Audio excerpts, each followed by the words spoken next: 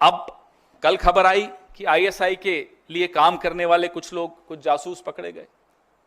पहले भी खबर आई थी, डीआरडीओ का एक प्रदीप कुरुलकर संघ से बड़ा जुड़ा हुआ था, राष्ट्रीय स्वयंसेवक संघ से, पाकिस्तान को कुछ सूचनाएं गोपनीय देता था। क्या हुआ उसका? आपने उसके बाद सुना, हमने प्रेस वार्ताएं की, बार बार उस मुद्दे को उठाया। क्या हुई? लिपापोती हुई? हो क्या रहा है प्रदीप कुरुलकर का? तो आप बीच में कोई खबर आती है कि भाई आईएसआई के लिए कोई ध्रुव सक्सेना काम करते हुए पकड़ा गया भारतीय जनता पार्टी का, फिर आता है प्रदीप कुरुलकर डीआरडीओ के साइंटिस्ट हैं, संघ से बड़े जुड़े हुए हैं, पूरा दूसरी तीसरी पीढ़ी संघ के साथ जुड़ी हुई है। क्या हुआ उनका? ये है क्या? ये क्या मुखबिरी का इतिहास है? ये क्या रिश्ता है आपका पाकिस्तान के साथ? ये हमें जानना जरूरी है, देश को जानना जरूरी, क्योंकि आज आप तमाम संस्थाओं पे कब्जा किए बैठे हैं, इसलिए ये जानना जरूरी है। नरेंद्र मोदी जी जब मुख्यमंत्री थे गुजरात के, तो एक लाइन बड़ी अच्छी बोलते थे, जो आज के लिए बिल्कुल उपयुक्त है, कि समस्या बॉर्डर पे नहीं है, समस्या दिल्ली में है। उसी समस्या के बारे में आज हम आपसे चर्चा कर रहे हैं कि यह समस्या दिल्ली में है, जो पाकिस्तान को पहले ही सूचित कर देती है कि पाकिस्तान हम आ रहे हैं, थोड़ा देख लेना।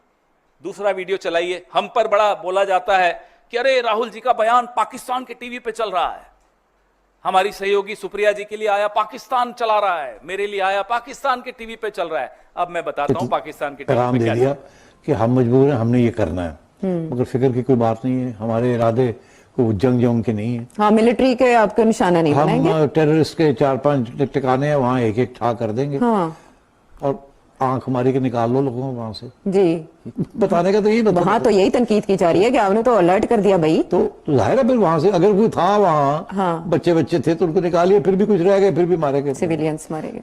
तो इनका ये कहना है कि हमने तो आपको बता दिया था कि हम आ रहे हैं और आप, तो यार अगर सजा देनी थी तो ये ऐसे करते हैं। तो इसका कि ये पहले दिन से ये फरेब थे, ये सब एक ड्रामा था। ये अवाम को गुमराह कर रहे थे, अपनी अवाम को, और हमारे साथ जंग नहीं करना चाहते थे। अच्छा। अवाम को कह रहे थे हम इंतकाम करेंगे, हम जंग करेंगे, उनको सबक सिखाएंगे। की सबक है? तुम पहले कहते हो ऐसे आ रहे हो तो हट जाओ, रखते क्यों? एक ही गल हुई, यही किया ना जी। ये आप देख रहे हैं जयशंकर जी के चर्चे पाकिस्तान में टीवी पर चल रहे हैं और हंसी उड़ाई जा रही है हमारे मुल्क की। क्या बर्दाश्त करेंगे हम और आप?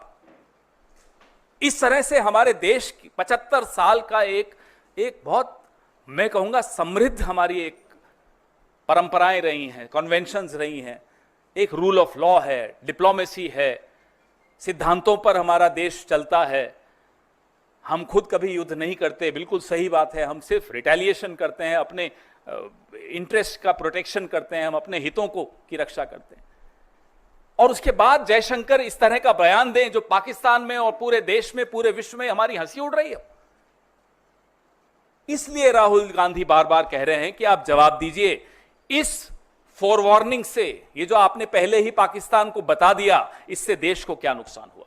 यह हमारा लिए जानना बहुत जरूरी है।